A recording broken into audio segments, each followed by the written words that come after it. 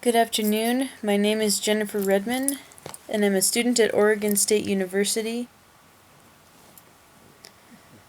Research shows that many areas are dependent on tourism for their economy, and tourism is to contribute to employment, local exports, incomes, and public sector revenue.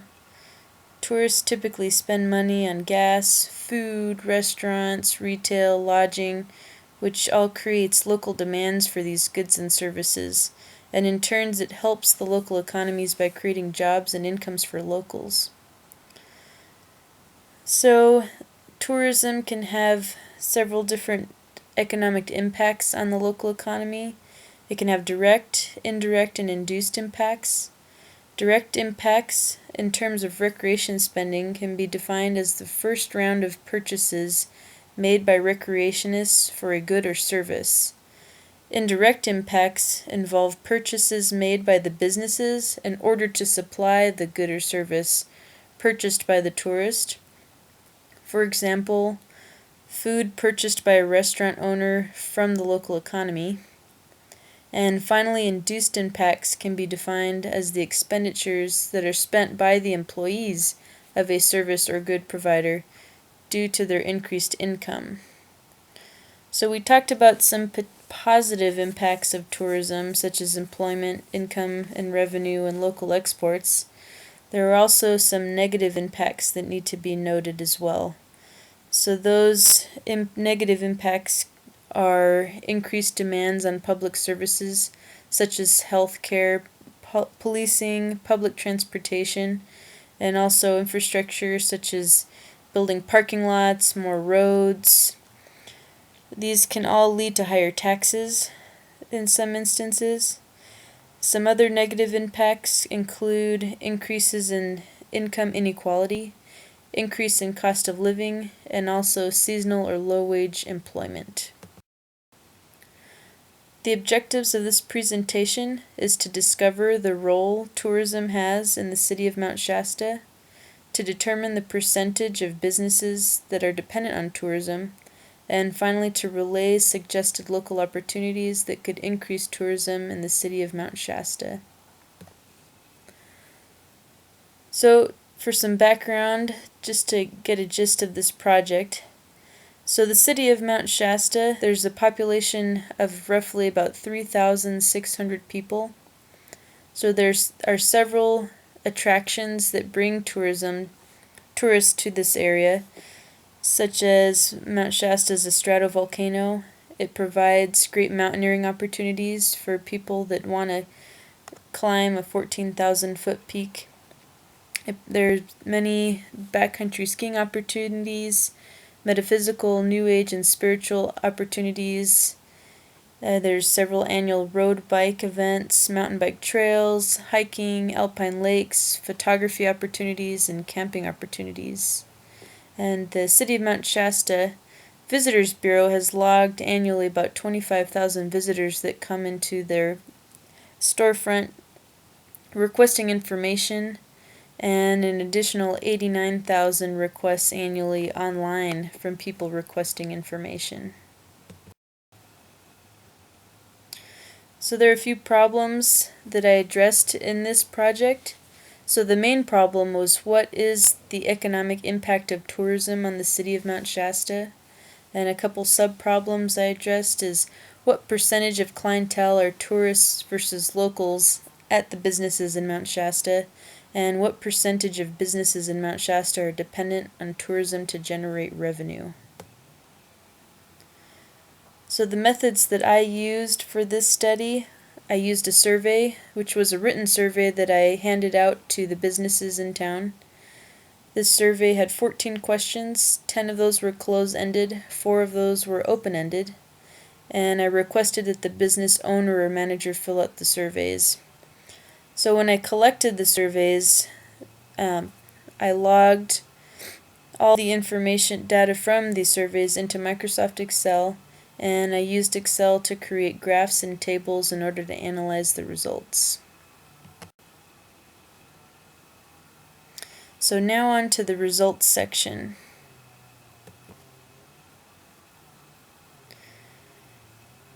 So there was a total of 219 businesses that have storefronts in Mount Shasta. I did not attempt to survey all of them. That was the original goal. Instead, I was able to hand out 127 surveys to businesses that had storefronts. 83 of those of businesses I received a completed survey, so that was about a 65% response rate.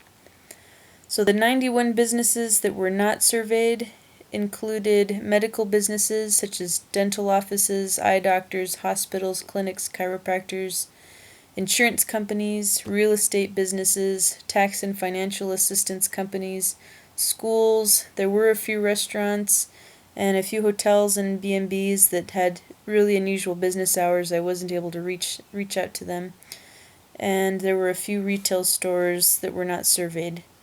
So out of the 44 businesses that did not complete the survey, they did not complete the survey for various reasons, such as they lost the survey, they didn't have time to fill it out, they forgot about it, or the project time constraints did not allow more visits back to the shops to pick up the survey.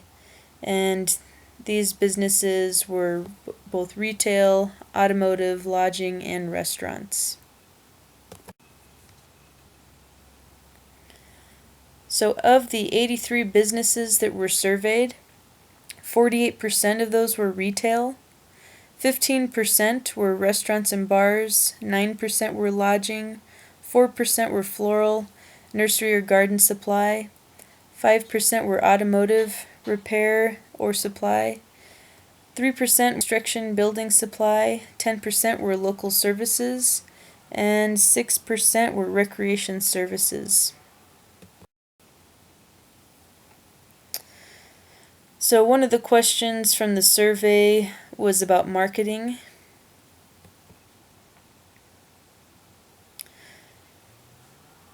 So when asked who the business is marketed for, about 73% of the surveyed businesses responded that they market for both tourists and locals. So that's the large rock there that says both. So 17% of the businesses said they just marketed to locals. So that is the purple block. And about 11% market just to tourists, which is the blue block. And I did get 1% responding that they did not market to either locals or tourists.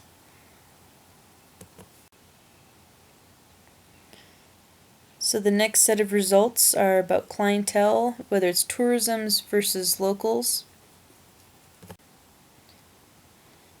This graph represents the percentage of surveyed businesses' clientele being locals or tourists.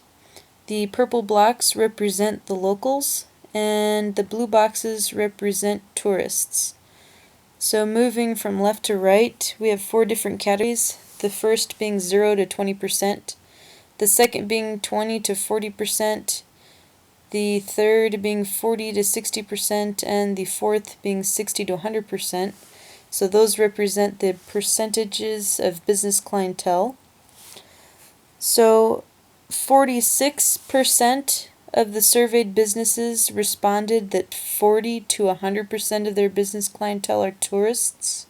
So again, that's 46% of the surveyed businesses responded that 40 to 100% of their business clientele are tourists, and 54% responded that 0 to 40% of their business clientele were tourists.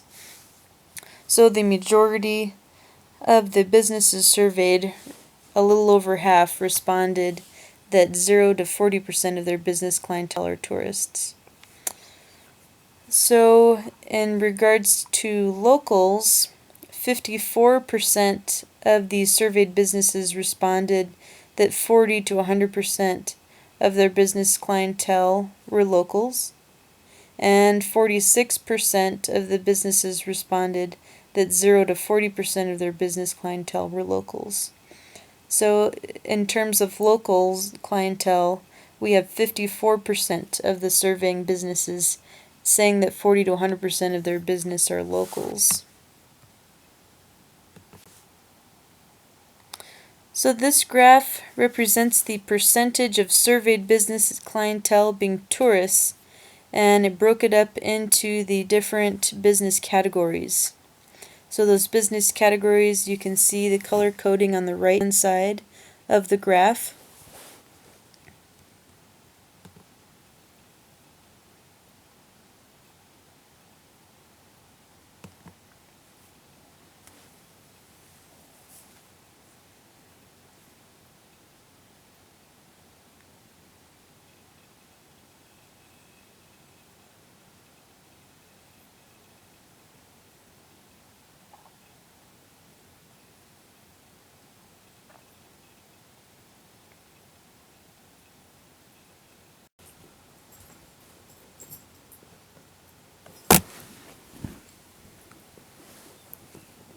So the red oval highlights the areas that are 60 to 100% tourism clientele for the businesses surveyed. And those, as you can see, are retail, lodging, restaurant and bars, and recreation services. So those are the primary business categories that have a high dependence on tourism.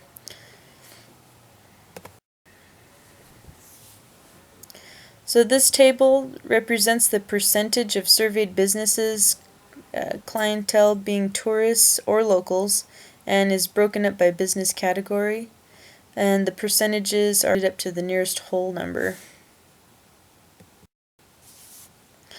So the area that's highlighted by the red box shows the restaurants and bars and retail, and those two business genres are had the most variable responses. It wasn't a clear tourism or a clear local dependence.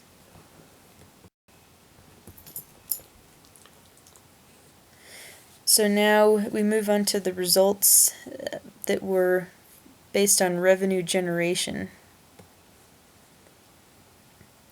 So this graph represents the number of surveyed businesses whose revenue is generated by tourism. So 38% of the surveyed businesses responded that their businesses generated revenue is 0 to 20% dependent on tourism. 20% responded that their business is 20 to 40% dependent on tourism. And 19% responded that their revenue is 40 to 60% dependent on tourism. And finally, 24% of the surveyed businesses' revenue is 60 to 100% generated from tourism.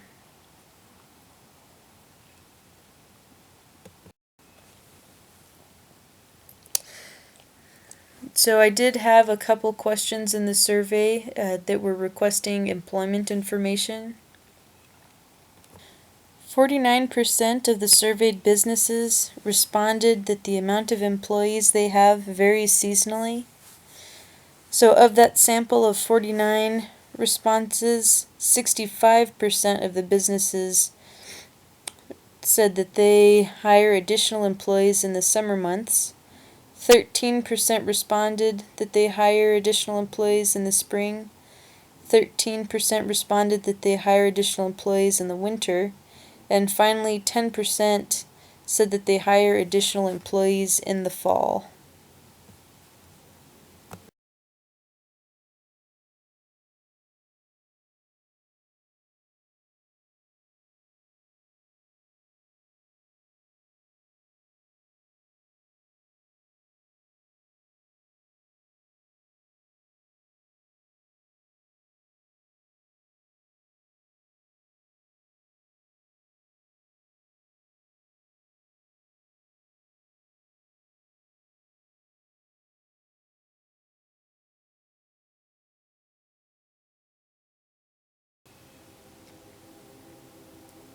So I had a question that was based on tourism perception of the businesses in Mount Shasta. So this graph shows the viewpoint of the surveyed businesses and importance of tourism in the city. So 99% of the surveyed businesses responded that tourism is critical or important for the city of Mount Shasta. 1% of the total businesses surveyed responded that tourism is not important.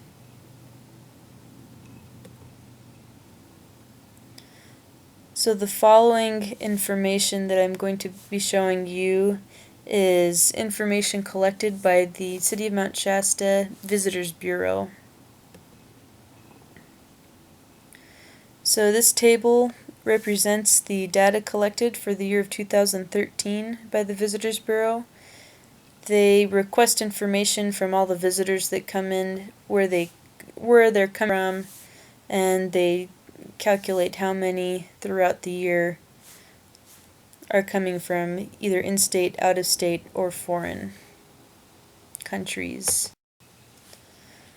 So the red box represents the time of the year where the majority of the tourists are coming to the City of Mount Shasta and actually coming to the Visitors Bureau. So May through October have the highest numbers of visitors. With the total at the bottom, you can see 16,947 visitors came to the Visitors Bureau in 2013.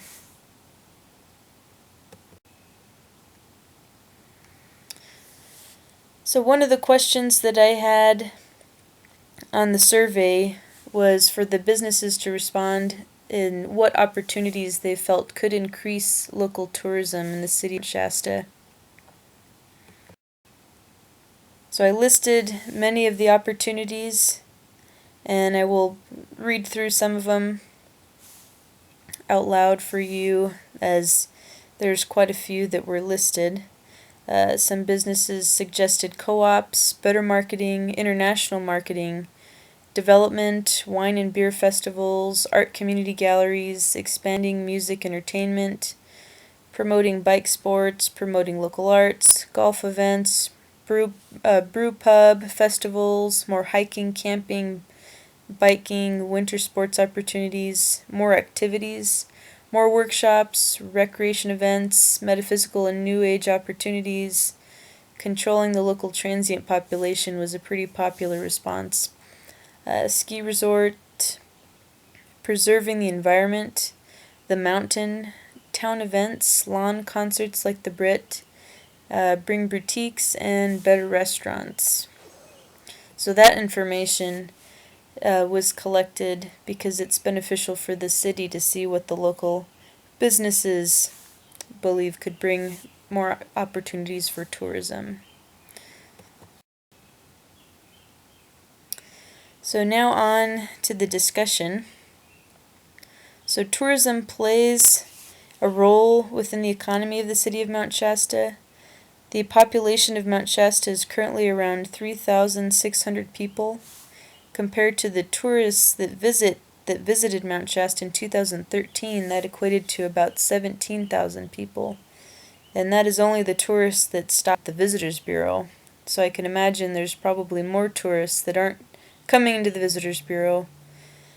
So that influx of visitors brings additional income to the local restaurants, bars, hotels, recreation services, and retail shops that we have in town, as well as creates employment opportunities primarily in the summertime when tourism season is at its peak.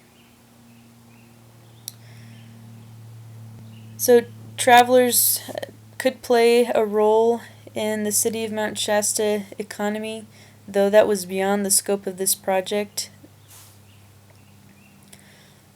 The hotel's revenue is completely dependent on tourism, though incidental use from travelers just passing through or family or residents coming through was not accounted for in the study. Recreation services are the next big business genre in the city of Mount Shasta. They're largely dependent on tourism for their generated revenue. So these businesses are typically the tour companies or stores that support tour companies by providing gear and outdoor equipment. So restaurants and bars had variable responses of clientele being primarily tourists or locals for generating revenue. So talking with some of the business managers or owners, it was discovered that their revenue varies in dependence of the time of the year. So typically in the summertime, a lot of their revenue is generated by tourism, and in the wintertime, they are primarily dependent on locals. So this can be supported by the responses of the businesses that had varying employee numbers as well, where 65% of the businesses hired additional employees in the summertime to support the increased amount of tourists in summertime. The retail stores also had variable responses of their business clientele, so this category could have been broken up into more specific categories.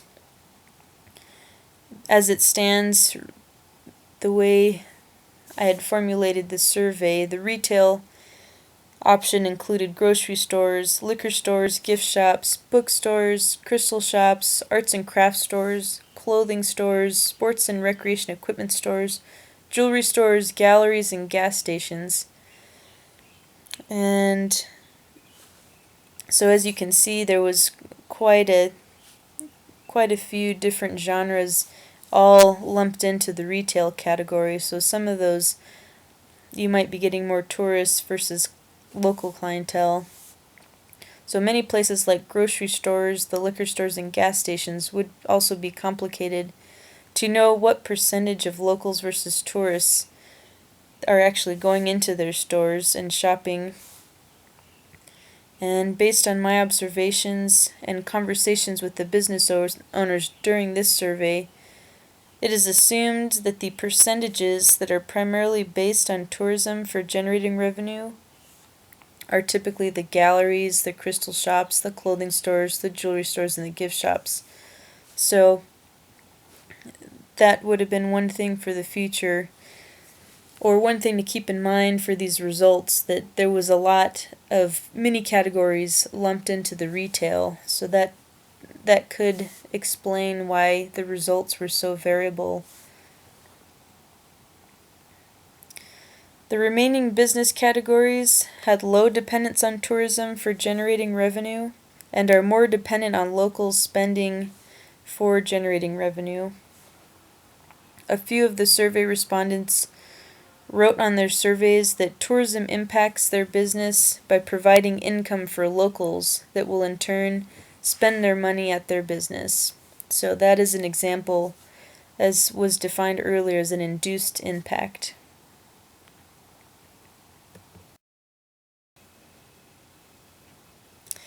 And finally, moving on to the conclusions. So tourism is an important piece of the city of Mount Shasta's local economy. Tourism has impacted many of the businesses in town directly, indirectly, or through induced impacts.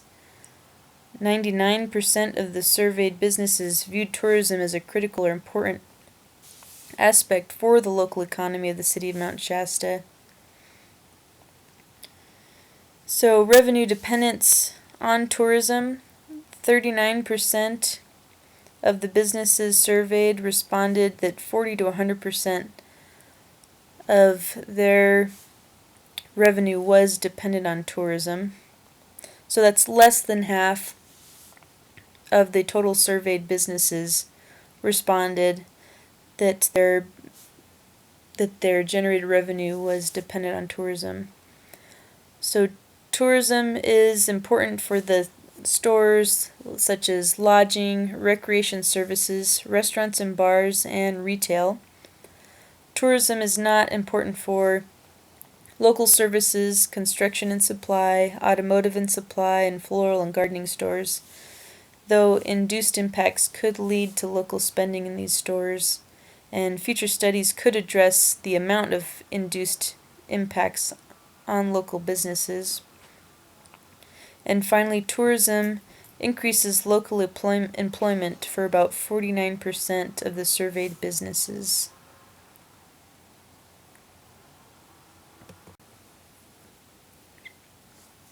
So this slide is a list of all the references used in this presentation.